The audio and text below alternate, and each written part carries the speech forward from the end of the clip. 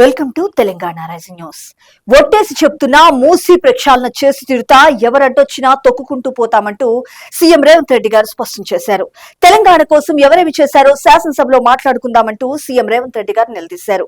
10 ఏళ్ల బీఆర్ఎస్ పాలన, 12 ఏళ్ల బీజేపీ పాలన, 30 నెలల మా ప్రజాపాలనకు సంబంధించి అసెంబ్లీలో చర్చకు సిద్ధమా అంటూ సవాల్ విసిరారు సీఎం రేవంత్ రెడ్డి గారు. 3 పార్టీల పాలనపై రచ్చబండలో చర్చ పెట్టిందంటూ కూడా సీఎం రేవంత్ రెడ్డి గారు నిలదీశారు. ఏం త్యాగాలు చేశారని బీఆర్ఎస్ ను ప్రజలు కోరుకుంటున్నారంటూ సీఎం రేవంత్ రెడ్డి గారు ప్రశ్నించారు. మరి మీవే త్యాగాలంటే 1200 మంది అమరుల ఆత్మ బలిదానాల సంగతి ఏంటంటూ నిలదీశారు. కొండా లక్ష్మణ్ బాపూజీ గారి త్యాగానికి మీరు విలువ కట్టగలరా అంటూ ప్రశ్నించారు. మరి శ్రీకాంతాచారి త్యాగం గుర్తు రాలేదా అంటూ నిలదీశారు. 13,006 కోట్ల రూపాయలతో 6,092 కిలోమీటర్ల మేర హ్యామ్ రోడ్ల పనులకు సీఎం రేవంత్ రెడ్డి గారు అంగరంగ వైభవంగా భూమి పూజ చేశారు. ఎన్ని ఆటంకాలు ఎదురైనా దేశానికి తలమానికంగా ఉన్న మూసీని ప్రక్షాళన చేసి తీరుతాం. కాలుష్యం నుంచి నల్గొండ బిడ్డలకు విముక్తి కలిగిస్తాం. ఒట్టేసి చెప్తున్నా మూసీ ఎస్ఎల్బీసీ ప్రక్షాళన తథ్యమంటూ సీఎం రేవంత్ రెడ్డి గారు పేర్కొన్నారు. ఇక్కడ మరొక ముఖ్యమైన అంశం చూసినాం. భారత మాజీ ప్రధానమంత్రి పివి నరసింహారావు గారు దేశానికి అందించిన సేవలు, వారి కీర్తి ఎప్పటికీ చిరస్థాయిగా అజరామరంగా నిలుస్తుందంటూ ముఖ్యమంత్రి శ్రీ రేవంత్ రెడ్డి గారు కొనియాడారు. పివి గారి జయంతి సందర్భంగా ఆదివారం హైదరాబాద్ లోని జూబ్లీ హిల్స్ లోని సీఎం రేవంత్ రెడ్డి గారు వారి నివాసంలో ఆ మహనీయుని చిత్రపటానికి ఘన నివాళులు అర్పించారు. ఈ కార్యక్రమంలో మంత్రులు కోమటిరెడ్డి వెంకటరెడ్డి గారు, అడ్లూరి లక్ష్మణ్ కుమార్ గారు తదితరులు పాల్గొన్నారు. ఇక్కడ మరొక ముఖ్యమైన అంశం చూసినాం.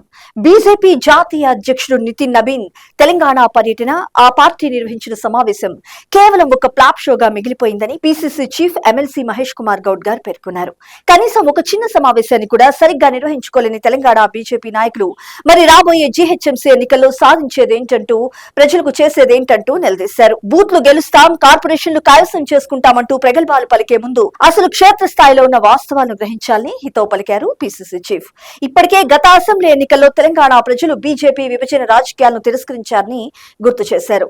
హైదరాబాద్ మెట్రో విస్తరణకు కేంద్ర ప్రభుత్వం కల్పిస్తున్న అడ్డంకులను ముందు తొలగించి ఆ తర్వాత వేరే విషయాల గురించి మాట్లాడాలంటూ డిమాండ్ చేశారు PCC chief MLC Mahesh Kumar Goud గారు. ఇక్కడ మనకు ముఖ్యమైన అంశం చూసినాం. ప్రజా సంక్షేమమే మా ఎజెండా, ప్రజల అవసరాలే మా ప్రాధాన్యత, ప్రజా సమస్యల పరిష్కారానికే ఈ ప్రజా ప్రభుత్వం అంకిత భావంతో పనిచేస్తుందంటూ డిప్యూటీ సీఎం మల్లు భట్టి విక్రమార్క గారు స్పష్టం చేశారు. నల్గొండ జిల్లా ఎన్జీ కళాశాల మైదానంలో భారీ బహిరంగ సభలో వారు మాట్లాడుతూ, ఆనాడు కాంగ్రెస్ పార్టీ పట్ల నమ్మకంతో నిలబడిన యావత్ తెలంగాణ ప్రజలకు, ముఖ్యంగా నల్గొండ, ఖమ్మం జిల్లాల ప్రజల రుణం తీర్చుకునేందుకు తమ ప్రభుత్వం అధిక ప్రాధాన్యత ఇస్తుందంటూ పేర్కొన్నారు. రాష్ట్రంలో రహదారుల అభివృద్ధి కోసం మరి గతంలో ఎన్నడూ లేని విధంగా భారీగా నిధులు కేటాయించామంటూ తెలిపారు. ముఖ్యమంత్రి శ్రీ రేవంత్ రెడ్డి గారి చేతుల మీదుగా 13,000 కోట్లతో హ్యామ్ రోడ్లకు భూమి పూజ కార్యక్రమం అంగరంగ వైభవంగా జరగగా, తెలంగాణ రాష్ట్రంలో central road and infrastructure fund CRIF నిధులు 13,000 కోట్లు, ఇతర ప్లాన్ బడ్జెట్ 10,000 కోట్లు, ఇలా ఇతర మంజూర్లన్నీ కలుపుకొని దాదాపు 23,000 కోట్ల రూపాయలతో మంత్రి కోమటిరెడ్డి వెంకటరెడ్డి గారు రహదారుల నిర్మాణ కార్యక్రమాన్ని ఒక పండుగలా మొదలుపెట్టారంటూ కొనియాడారు. ఇక్కడ వరకు ముఖ్యమైన అంశం చూసినాం.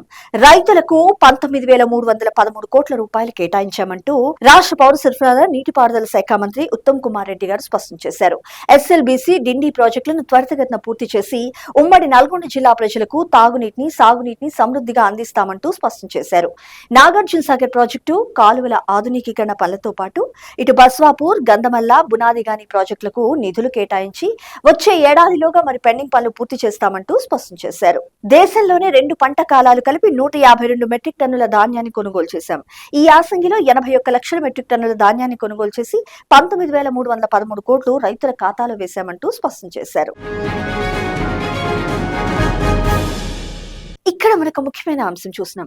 రాష్ట్రంలో దాదాపు 75,000 కోట్ల రూపాయలతో రహదారుల అభివృద్ధి పనులు చేపట్టామని రహదారులు, భవనాలు, సినిమాటోగ్రఫీ శాఖల మంత్రి కోమటిరెడ్డి వెంకటరెడ్డి గారు స్పష్టం చేశారు. మాజీ ప్రధాని, ఉక్కు మహిళ ఇందిరాగాంధీ గారు, నాటి సీఎం వైఎస్ రాజశేఖర రెడ్డి గారి తర్వాత అంతే స్థాయిలో నేడు సీఎం రేవంత్ రెడ్డి గారు పేద ప్రజల కోసం పనిచేస్తున్నారని కొనియాడారు. ప్రజాప్రభుత్వం ఏర్పాటైన మొదటి రోజు నుంచి మరి ఇప్పటి వరకు ఒక్కరోజు కూడా విరామం లేకుండా పనిచేస్తున్నారంటూ వివరించారు. ఈ రోడ్ల ఏర్పాటుతో కేవలం రహదారులే కాదని ఆయా ప్రాంతాల్లో పరిశ్రమల ఏర్పాటుకు అవసరమైన మౌలిక సదుపాయాలు కూడా అందుబాటులోకి వస్తాయంటూ స్పష్టం చేశారు. అలాగే ముందు 12 లైన్ల గ్రీన్ రహదారి కూడా వస్తుందంటూ పేర్కొన్నారు.